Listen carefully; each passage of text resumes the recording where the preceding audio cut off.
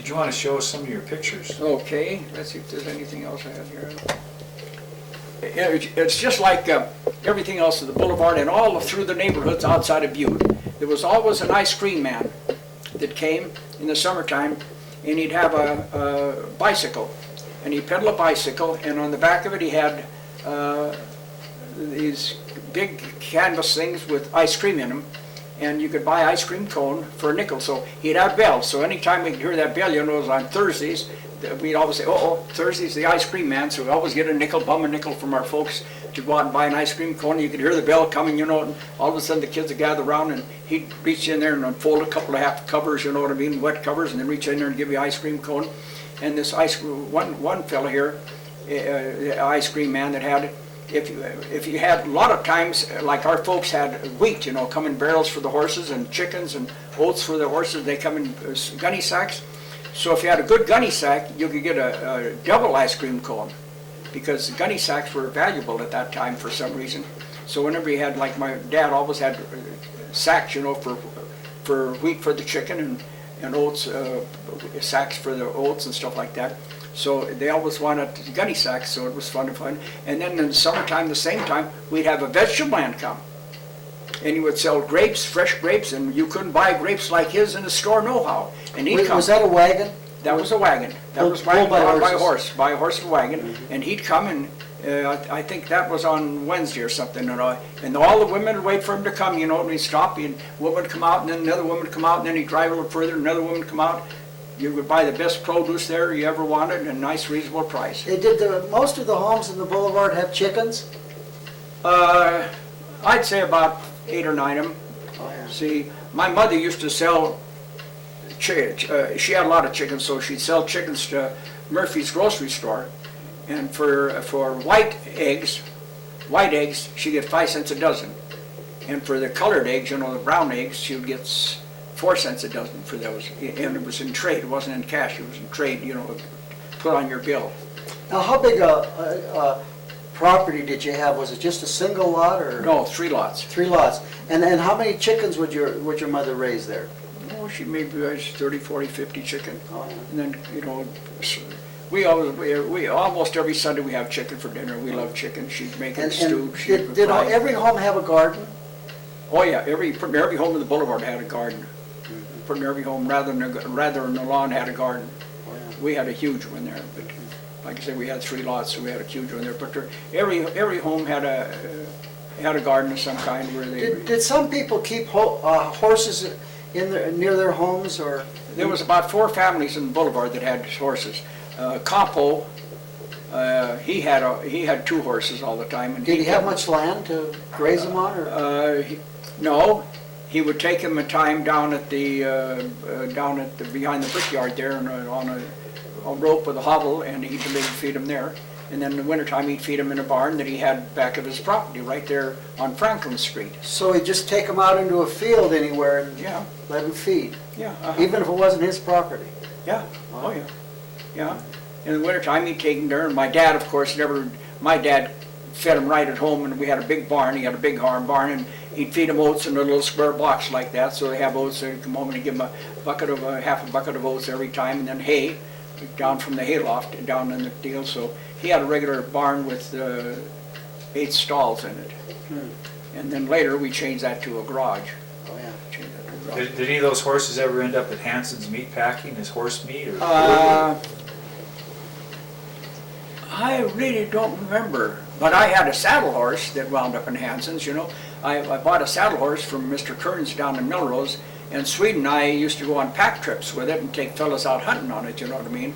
So I had pastured this down at Kearns' place, you know. So without when Jeeps come into service, why, then I naturally forgot my horse. So I told him, I said, well, how much do I owe you for pasture? And he said, well, Artie said, what? I said, well, listen. I said, do you want this horse? I said, because I got a Jeep now. And I said, your kids go, oh yeah. I said, we'll call it square for pasture for, you know, this. So I give him the horse, and so 18 years later, he went to Hanson's, I guess.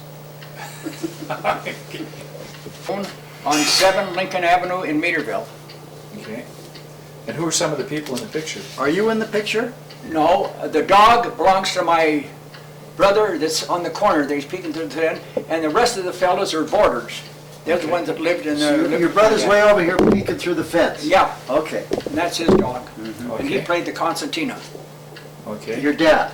My dad did, yeah. Is he the one playing it there? Yeah, he's the one playing it, uh-huh. That's your dad? Yeah, That's Frank? Frank Okay. Good. Barton. This is your uncle's? Uh-huh, John Korn saloon, that was on the corner of Montana and LaSalle. And that's my uncle and his wife and Martha Brandel down there. Okay, when you say it was at the Rose Garden, this is where the Rose Garden was later? Yeah, this is where the Rose Garden was later. Okay, and so this saloon was there until what year? Oh, it was there until the highway moved it. The highway bought them out, then Muzzy and Stan bought the license, and they moved it. Is that On the early freeway now. early 60s? Yeah, the highway, yeah, when the highway moved. So now that Muzzy and Stan own the license, bought Okay. the license. Okay, that's great. Antonoli and his 11 Copper Kings. And once, during the evening at the Columbia Gardens, they would all play the fiddle for dancing. We had a lot of proms were held there and everything else like that. And it got so that later on, in the wintertime, he would play dance, he would play for music at the Winter Garden, and in the summertime, he would play at the Columbia Gardens. And later on, some of their group later on went to, here's some of the Copper Kings playing at Hennessy's. They were playing at Hennessy's there. And then this outfit here, along with some of the members of the Antonoli's Copper Kings, played down at Salt Lake City Saltese. They played at Saltese. And when they went, the week before they left, if anybody in Butte wanted to go down to listen to them play, they got passes to go down there. Now, who are some of these people in this picture, do you know? I don't know any of them. Okay. I don't know any of them at all. All right. I don't know any of them at all.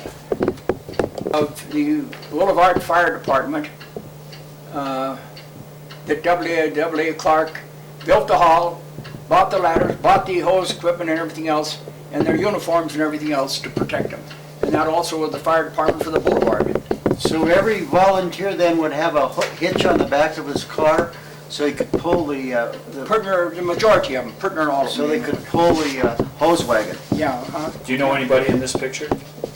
yeah, I knew, I've partner all of them. Why don't you tell us who they are? Oh, God, I can't. Too sure. A sec. Can you hold it up so I can see it? Oh, you. Tusher, Picard, Tony Turpin, Roland Job, Scotty Willoughby. Oh God, I know the majority of them, but I forget the names of them now, Okay. you know what I mean. All right. Bartenders at the Terminal Bar. That's a kind of rough picture, I don't think it's going to show much, but Oh, anyway, that's a great it picture. showed myself and my dad. And Where's your dad? Where's your dad at, Art? My dad, right here in the first one, And where are you at? right here. And who are the others? Matty Matthews, Ted Nelson, Shabby Dokes, and Gabby Hayes. And who's the last one there? Do you know that? Gabby Hayes. Oh, With the that hat. was Dunbar. Okay, and then you're the second one from Yeah, the I'm the left. second one there, my dad and I. What year was this taken? And that was taken in about 38. Okay. And this is the inside of the bar, but it's a bad picture there.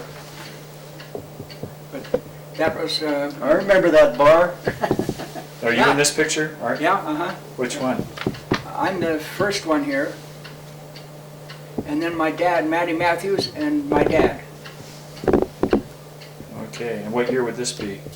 That was about the same time that we took the other picture, about 19, and asked questions random, so I missed a lot of things that Yeah. I should have put in with the Columbia Gardens, that I can remember the Columbia Gardens, all those concessions, you know, and everything else.